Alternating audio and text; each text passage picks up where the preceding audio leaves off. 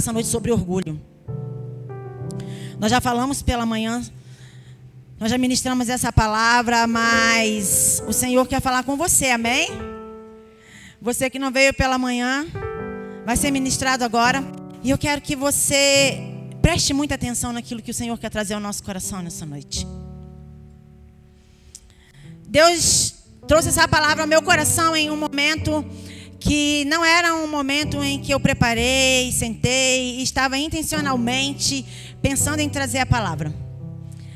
Há um tempo atrás, depois que passou o nosso alto de Páscoa, Deus ministrou ao meu coração para que nós orássemos um período de 45 dias pelo nosso país. E nós fizemos, eu reuni o ministério profético e nós oramos. E depois disso, agora recente, Deus de novo falou ao meu coração para que nós orássemos sobre a nossa nação. E eu novamente reuni o ministério, nós oramos. E Deus, nesse período de oração, Deus me deu essa palavra e eu anotei essa palavra e deixei lá nos meus estudos, nos meus guardados, porque eu anoto, gosto de anotar para não esquecer, ainda mais eu que esqueço rapidamente. Mas eu anotei e na época eu entendi que era algo sobre a nossa nação, sobre algo que o Senhor queria restaurar na nossa nação, derrubar um principado de orgulho que existe na nossa nação, e nós vamos falar um pouquinho sobre ele agora. E em todo o período que eu estive orando nesse sentido. Mas ontem nós nos encontramos lá em casa, a mesa ministerial, que são os líderes de ministérios dessa casa. Nós estivemos um tempo lá em casa de comunhão, adoração, e naquele momento Deus trouxe ao meu coração e falou assim: ministra isso amanhã para a minha igreja. Eu falei: Senhor, mas não estava na minha intenção, não estava na minha cabeça e não era uma palavra que eu iria trazer à igreja. Era algo que de fato tinha relacionado à questão da nossa nação. Mas o Senhor disse e eu obedeci, amém? E eu creio que o Senhor quer falar aos nossos corações. E quando a palavra fala sobre o orgulho, nós trazemos ao nosso, vamos dizer assim, ao nosso comparativo, uma figura que se encontra no capítulo 41 de Jó, que é o Leviatã. Quando nós falamos sobre o orgulho na Bíblia, nós estamos falando de uma figura que inclusive ela não é só citada na Bíblia, ela é citada na Bíblia, na cultura judaica, mas ela é citada como um mito de várias culturas, da cultura fenícia, da cultura hebraica, da cultura grega, da cultura nórdica. E essa figura representativa se chama Leviatã. E ele é um monstro que reside nas águas. Ele tem a sua habitação nas águas e ele é invencível. Em todas as culturas, em todas as mitologias que contam a história de Leviatã, falam sobre as suas guerras e batalhas, os seus pares de guerra, mas ele é invencível, não há ninguém que possa vencê-lo. E na cultura hebraica, na Bíblia, e também a mitologia, né, parte da cultura hebraica, fala que só há um que pode definitivamente matar esse monstro, né, essa figura mítica. E é um Deus chamado Yahvé, que é o nosso Senhor.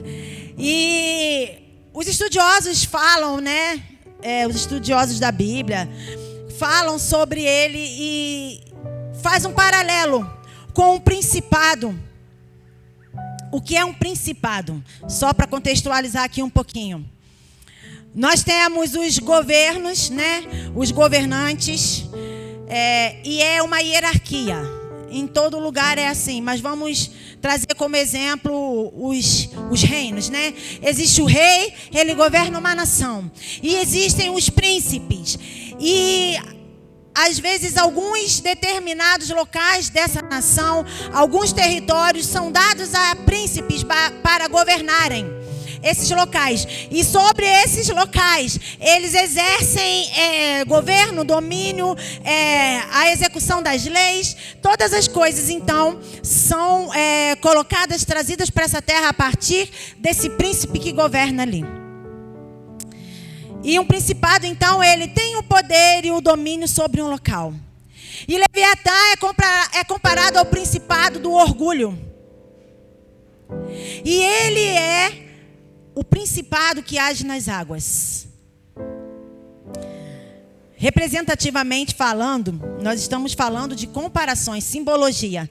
Nós temos muitas culturas que têm os seus deuses, que moram nas águas, que vêm das águas. No nosso próprio país, nós temos muitos deuses, né? Que vêm das águas.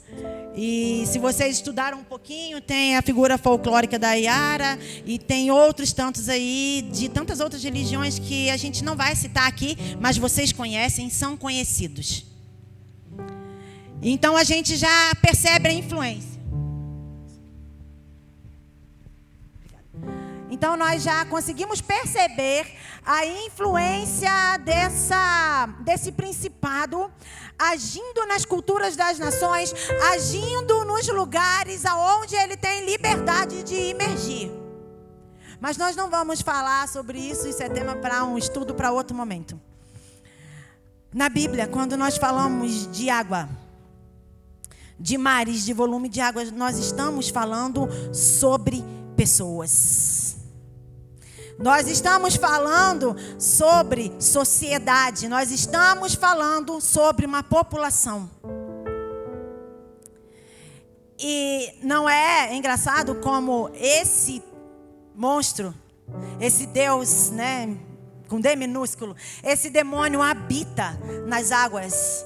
Ou seja, ele encontra um lugar de habitação no meio de todos nós, no meio das sociedades, no meio dos lugares aonde existem pessoas, ou seja, em todo o mundo. Ele encontra um lugar no meio das multidões.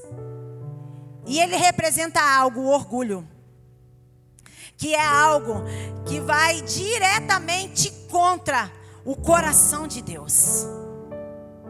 Mas pastora, por que você quer falar sobre isso?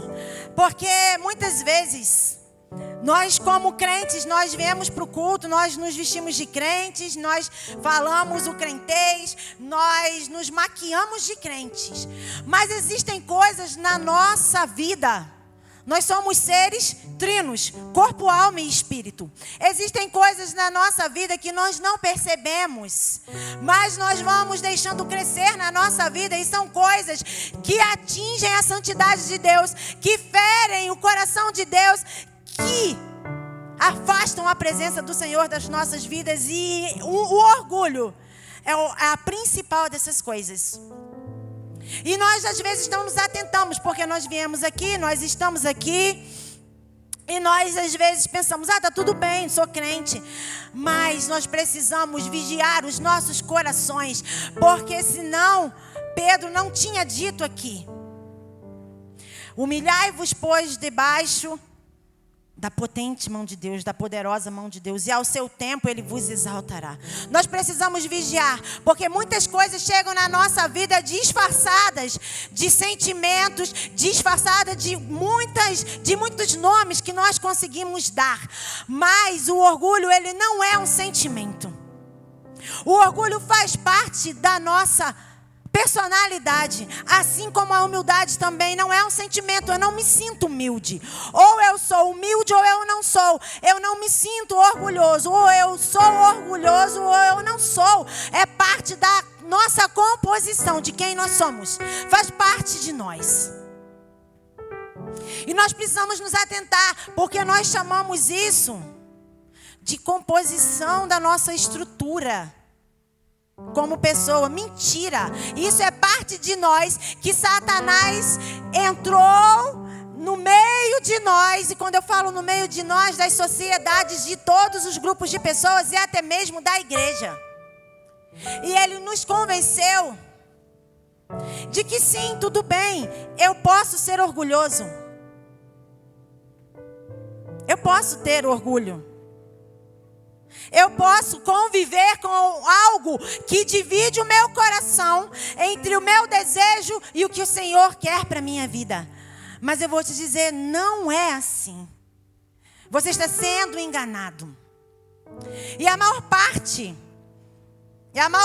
de nós abre portas muito essenciais e básicas que no nosso dia a dia a gente convive e faz, só que a gente não percebe que já é um fruto do orgulho. O orgulho entra nas nossas vidas quando nós queremos lugares que não são nossos, quando nós temos fome de um poder, quando nós queremos ser o que não somos. Observem, eu não estou dizendo que a gente não pode querer alcançar um lugar alto, muito pelo contrário. Nós precisamos buscar os lugares altos, porque lá nós faremos diferença com aquilo que nós carregamos. Mas o que eu quero dizer é: quantas vezes nós não buscamos os lugares, as coisas, nós não buscamos ser algo, porque nós queremos nos posicionar para que as pessoas nos vejam, ou para que a gente mesmo possa provar para nós mesmos que nós conseguimos e somos capazes. E essa é uma motivação errada do nosso coração, que vem através do orgulho. Então, se eu me formo, se eu consigo um trabalho, se eu formo a minha família vai bem. Esse mérito não é do Senhor, é meu. Eu corri atrás disso, eu consegui, e então o Senhor foi meu parceiro, no máximo. E eu não dou para Deus a honra e a glória que Ele merece por ter feito o que Ele fez na minha vida. E aí, nesse lugar onde eu alcancei, eu começo a conviver com o poder, o elogio, começo a conviver com as bajulações, e isso penetra o coração humano. Não tem como. O ser humano, a natureza dele foi minada pelo pecado, e ele se rende ao poder, à bajulação, ele se rende ao louvor que não é dele, mas ele se rende. E ele começa a então agir com esse poder nas mãos, sob a influência desse poder. E então, Deus já te rejeitou. Porque todo poder, toda a honra, toda a glória, todo o louvor, tudo é de Deus. Não há nada que você tenha construído sem a permissão de Deus. E a segunda porta que a gente abre é o conhecimento. E essa porta foi aberta lá no jardim. O homem tem sede por conhecer, e a Bíblia nos diz que nós perecemos por não conhecer. Eu não estou dizendo para que você não conheça. Muito pelo contrário, eu estou dizendo o seguinte: estude, conheça, faça um curso novo, estude sobre um assunto que você não tem domínio. Conheça, mas não deixe que o conhecimento desse mundo mine o seu coração, dite para você os passos que você vai dar. Não permita que o conhecimento corrompa o espírito que há em você. O seu espírito foi soprado pelo Senhor, ele não pode ser corrompido por nada dessa terra, porque nós somos seres espirituais vivendo uma experiência humana. Nós não somos humanos que vamos viver uma experiência espiritual. Não é o contrário. Nós viemos de um lugar eterno. O nosso coração anseia pela eternidade. Eclesiastes fala isso. E vamos continuar ansiando. Mas quando nós estamos aqui nesse corpo e estamos adquirindo tudo que a terra nos proporciona, nós somos tentados a dar à nossa carne uma autoridade que ela não tem, um poder que ela não tem, e o orgulho. E Satanás se encarrega de dizer que sim, você tem, você pode, o que você carrega é verdade, o que você ouve é verdade, mas vigie. Porque tudo foi criado pela palavra. A palavra, ela é desde o início. E ela continuará sendo até o último dia, até o fim. Não se desvie da palavra. E muitos de nós, quando adquirimos conhecimento, nós abrimos precedentes na nossa mente. Nós abrimos na nossa mente lugares para que a filosofia fale. Nós abrimos lugares na nossa mente para que as ideologias falem. Nós abrimos lugares na nossa mente para que religiões falem. Nós abrimos lugares na nossa mente para que várias coisas possam ir construindo quem nós somos. Observe uma coisa: você não é construção do lugar que você habita. Você é brasileiro. Você nasceu aqui, mas você já nasceu espiritualmente, anteriormente no céu.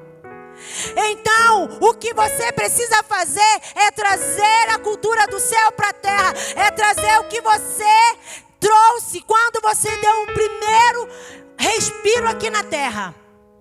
Para esse ambiente, influenciar esse ambiente. Não deixar que a voz da antiga serpente, Satanás, Leviatã, um principado que atua para inflar o seu ego, te desvirtue daquilo que o Senhor tem para que você seja. Conhecimento e poder são para essa sua vida aqui. São para que você viva os seus dias aqui. Mas isso te afasta. Afasta você da vida eterna, da vida que o Senhor tem para você. Não permita que o orgulho de você mesmo, não permita que os seus louros afastem você do Senhor. O orgulho é sorrateiro. O orgulho tem um nome, e o nome dele é Satanás. E toda vez que nós damos lugar ao orgulho, nós estamos trocando o lugar de Deus no nosso coração. Estamos tirando o Senhor e estamos permitindo que Satanás se assente no trono do nosso coração.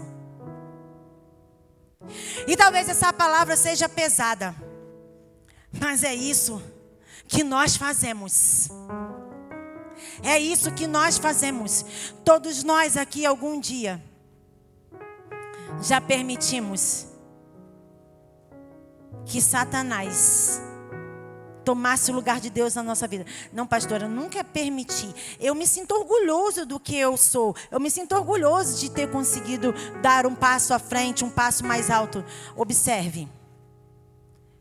Quando você alcança alguma coisa, quando você consegue alguma coisa e você se sente grato e feliz por isso, isso não é orgulho. Nós chamamos de orgulho, né? Estou orgulhoso de mim mesmo. Mas isso é um sentimento de gratidão, de felicidade. Isso sim é um sentimento. Mas o orgulho verdadeiro, ele não é um sentimento. Ele é uma atuação maligna que entra sorrateiramente nas nossas vidas com a nossa permissão. Nós abrimos a porta do nosso coração para que ele entre. E vamos acompanhar aqui. O orgulho está diretamente relacionado com a religiosidade e a falsidade. Quando nós falamos de religiosidade, nós sempre lembramos de rituais e coisas assim. Já falei isso aqui mais de uma vez. Mas a religiosidade, ela é um pacote completo de coisas que vão contra aquilo que o Senhor tem para as nossas vidas. Não é apenas um rito que eu faço, não é apenas algo que me traz à igreja todos os domingos. Isso faz parte. Mas a religiosidade, ela é um pacote completo de coisas que são colocadas diante dos nossos olhos e que nos afastam de Deus. Dentro desse pacote da religiosidade, nós falamos de algumas coisas principais, porque tem muito mais. Uma delas é a idolatria. Não, pastor, eu não sou idólatra. Eu não cultuo a nada, eu não... eu não tenho deuses na minha casa, eu não... Irmãos, eu acho que não se viu em toda a história da humanidade que nós vimos e a história nos conta sobre deuses, sacrifícios, vários deuses de vários povos e de tantas coisas. Nunca se viu uma sociedade tão idólatra quanto a nossa. Nós idolatramos coisas ínfimas, pequenas coisas, muito pequenas coisas. Aliás, coisas muito pequenas. Nós idolatramos às vezes um objeto que nós temos na nossa casa. Um relógio, um sapato. Algo que é tão ínfimo. Não, pastora, eu não sou assim. É sim, nós somos assim. Quando nós abrimos a nossa casa e nós olhamos para a nossa casa e nós falamos, esse aqui é o meu lugar seguro. Sim, esse é o ambiente. Mas quando nós não conseguimos olhar para aquilo e nós não conseguimos, se Deus nos pedir, dar aquilo que o Senhor nos deu. Se Deus falar assim, dê toda a sua casa, abra o seu armário e dê tudo que você tem. Se você não conseguir, você idolatra aquilo que você tem. Não é bem assim, pastora. Calma, é porque eu consegui com o suor das minhas mãos. Não me importa. É algo que prende seu coração. Não importa a forma, o porquê, quando. Não importa. Prende seu coração, é idolatria. Nós idolatramos pessoas que a gente nem conhece, ídolos da internet, o ator da novela e tantas coisas bestas. Mas muitas vezes nosso coração não tem espaço para o culto ao Senhor. Esse é o pacote da religiosidade. Outra coisa no pacote da religiosidade: cultos vazios. Uma adoração apenas dos lábios para fora. É o pacote da religiosidade. Com seus vários presentinhos dentro. Às vezes você não é idólatra, mas você vem aqui, bate o ponto no domingo e diz que é crente. Você não é crente. Você é um religioso. E isso é fruto do seu ego inflado. Isso é fruto do orgulho.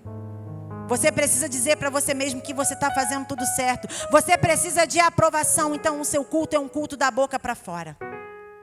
Outra coisa do pacote da religiosidade: aparência enganosa, mentira e alimentação, retroalimentação de um autoculto, um culto a você mesmo. Ai, pastora, não, você está exagerando. Não cultuo a mim. Não faço isso. Cultua sim. Cultua sim. Nós cultuamos a nós mesmos. Quando nós trocamos aquilo que Deus nos deu por coisas de fora, por coisas terrenas. E não é só isso. Isso é superficialidade. Você cultua a si mesmo. Quando o seu dinheiro fala mais alto, você cultua a si mesmo. Quando você não é capaz de olhar para o seu irmão e sentir amor por ele, isso é orgulho. Você cultua a si mesmo. Quando o seu dom, quando o seu chamado é ressarcido pelas suas vontades. Está chovendo, eu não vou ao culto. Está sol, também não vou. Eu vou quando eu quiser. E Deus me aceita do jeito que eu sou. Deus me ama, Deus é amor, mas Ele também é fogo consumidor. E é pela espada desse Deus que Leviatã vai cair naquele grande e terrível dia. Você cultua você mesmo. Quando não há espaço para coisas de ninguém, para nada, nem de Deus na sua vida. A sua vida é a sua vida e Deus é o seu Deus, mas Deus está num lugar reservado que você reservou para Ele. A sua vida é tão organizada que você reservou um espaço para o seu Deus. Você não deu a sua vida para Deus.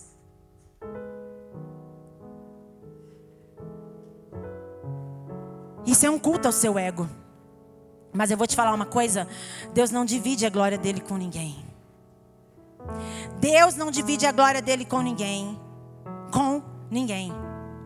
E associado à religiosidade tem a falsidade. A definição de falsidade é característica do que é contrário à verdade ou que dela se aproxima, apenas na aparência. Característico do que é contrário à verdade ou que dela se aproxima apenas na aparência. Ei, você que usa de palavras falsas, você que usa de atos falsos, você que age falsamente no seu trabalho, na sua casa, no seu ambiente, você que tem segredos com sua família, você que fala uma coisa na frente do seu irmão e por trás fala outra, você está dando lugar a um demônio. Você está alimentando o orgulho que existe dentro de você. A falsidade é algo que é tão abominável diante dos olhos do Senhor, que Ele rejeita.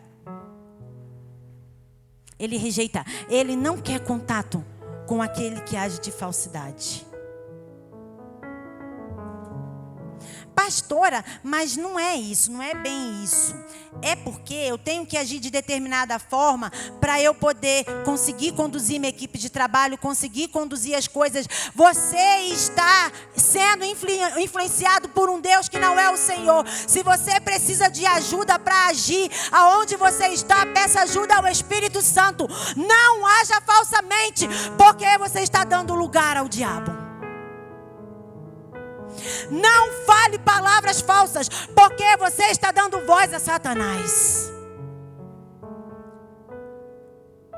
E é assim que Leviatã tem se infiltrado, tem crescido no meio de nós, no meio da terra. A terra se tornou um lugar onde tudo que é podre está fervendo. E nós, como crentes, compactuamos com isso, fazemos as mesmas coisas. E nós abraçamos aquilo que Satanás coloca diante de nós.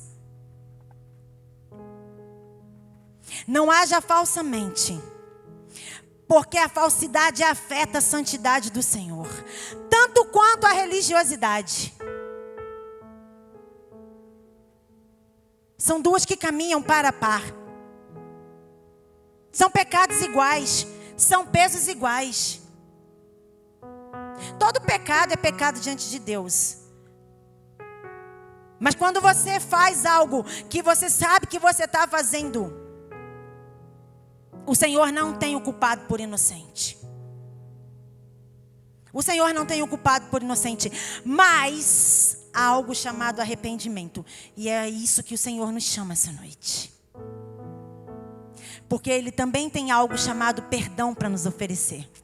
E diante de um coração arrependido e quebrantado, o Senhor não rejeita, Ele põe seus olhos sobre você. Amém? Acompanhando? Deus conhece o falso e o orgulhoso. E Ele permite que no meio de nós, do nosso lado, haja esse tipo de pessoa. Mas por quê, pastora? Por quê? Porque Ele mesmo falou, há um príncipe nesse mundo. E ele já reina nesse mundo, que é Satanás. E nós estamos nesse ambiente. Estamos como seres terrenos nessa terra. E ao redor de nós vamos ter outros seres humanos. E cada um com o seu jeito, cada um com a sua personalidade.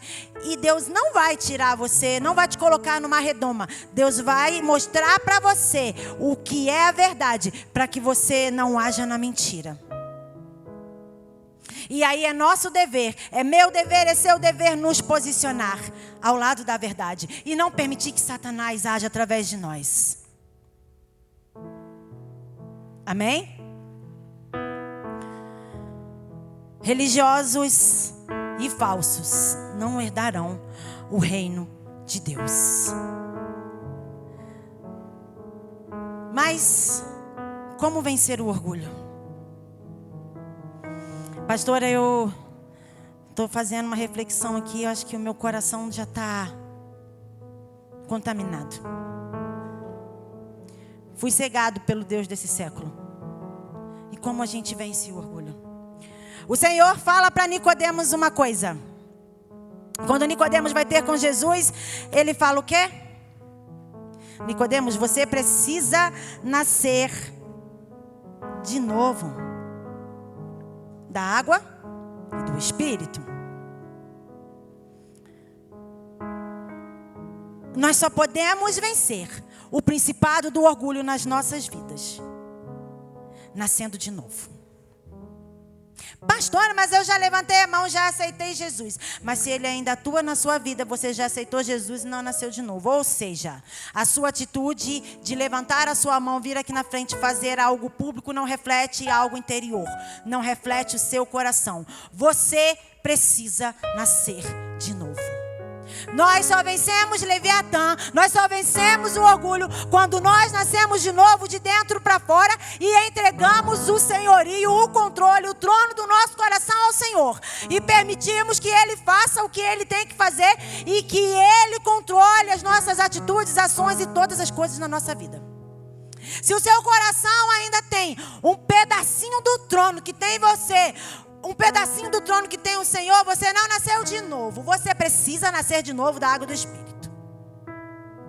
E deixar o Senhor controlar o seu coração. Se no trono do seu coração tem um pedacinho de Satanás, um pedacinho de Deus, está no mesmo. Não nasceu de novo. Se tem tantas coisas no seu coração, que você sabe que tem, nós sabemos, né? Nós nos conhecemos. Que competem com o lugar do Senhor, você não é nascido de novo. Então, Nicodemos já conhecia todas as leis, as coisas, as práticas, todas as coisas bonitinhas, mas ele não era nascido de novo. Então, para que você vença esse principado, para que você vença essa coisa que é arraigada, que é enraizada na nossa carne, que se chama orgulho, você precisa nascer de novo, de verdade. As igrejas estão cheias de crentes que não nasceram de novo. E infelizmente, e isso não é novidade não, as igrejas estão cheias de crentes que entregaram metade de suas vidas. Ou seja, não entregaram nada, porque Deus não quer algo de você. Ou você se entrega por inteiro. Deus quer tudo, porque Ele deu tudo para você. Ele deu a sua vida, Ele te deu tudo. E além disso, Ele deu o mais precioso que Ele tinha. O tudo que Ele tinha, Jesus. Então não me venha entregar metade para Jesus, porque Deus não quer metade. Nasça de novo. Rompa de dentro para fora.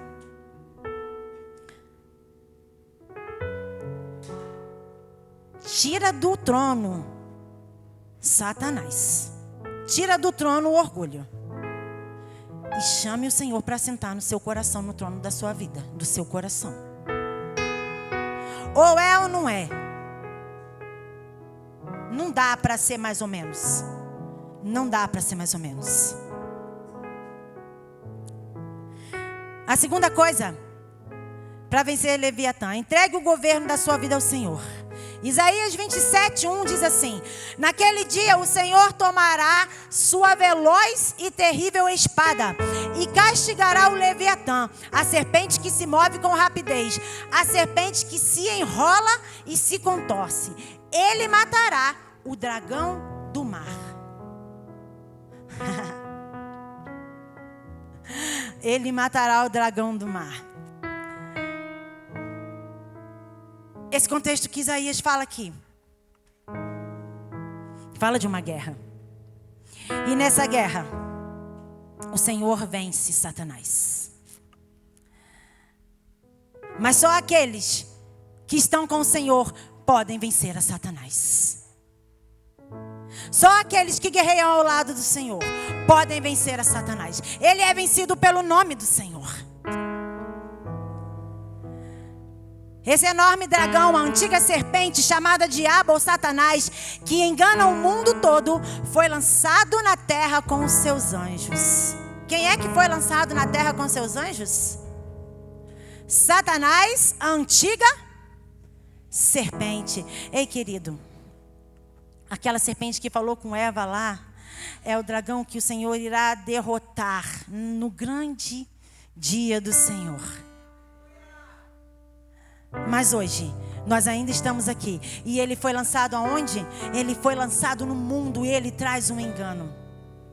Você só derrota Satanás se você estiver guerreando do lado certo, aliado com o Senhor. Escolha com quem você se alia. Escolha nas batalhas que você luta com quem você vai se alinhar, com o exército que você vai estar. É só assim que você pode vencer a antiga serpente que hoje se move veloz no meio da humanidade, mas que vai ser derrotada naquele grande dia pelo Senhor. Escolha a qual exército você quer se aliar. Então ouvi uma forte voz que bradava pelos céus: finalmente chegaram a salvação, o poder, o reino de nosso Deus e a autoridade do seu Cristo. Porque foi lançada para a terra o acusador de nossos irmãos, aquele que de dia e de noite os acusa diante do nosso Deus. Finalmente chegou a salvação. Toda autoridade é dele nos céus e na terra.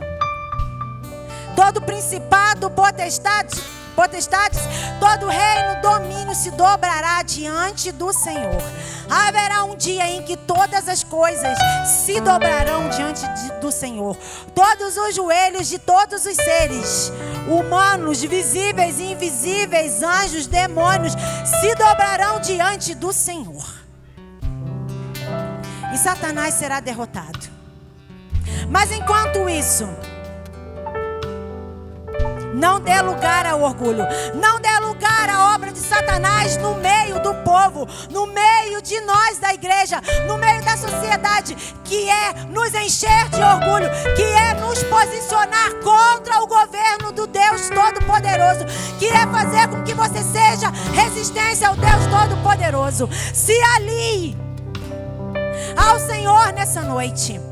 Se arrependa de tudo que você colocou entre o Senhor e entre você. E se humilhe debaixo da potente mão de Deus. Porque a seu tempo você será exaltado. A igreja do Senhor Jesus Cristo será exaltada.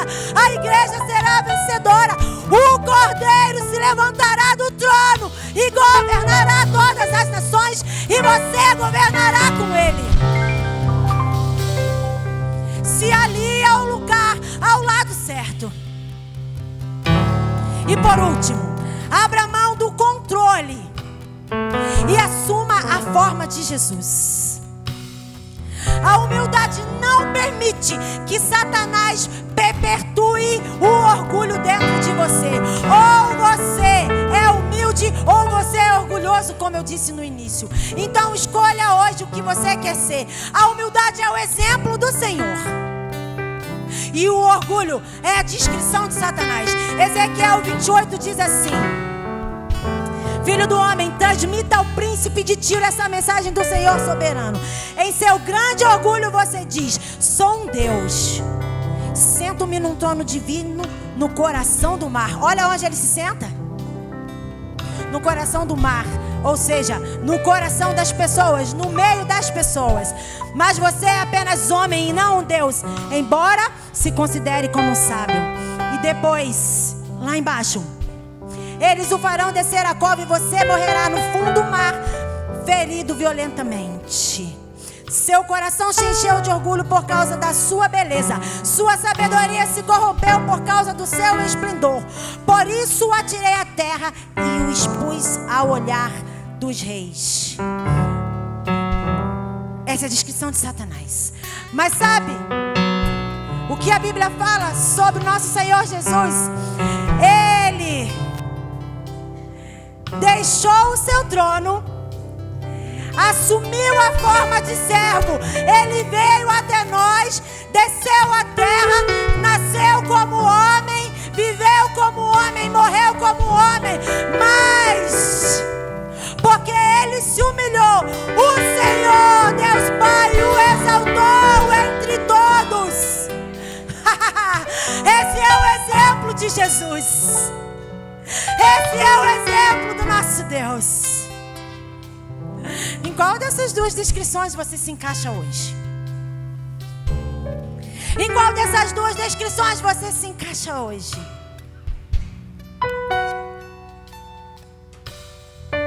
Nos falta nos dobrar diante de Deus. Nos falta dobrar-nos diante do Senhor. Nos falta escolher o Deus que vai sentar no trono do nosso coração. Nos falta escolher um lado hoje. E o Senhor diz hoje para nós: escolha o seu lado.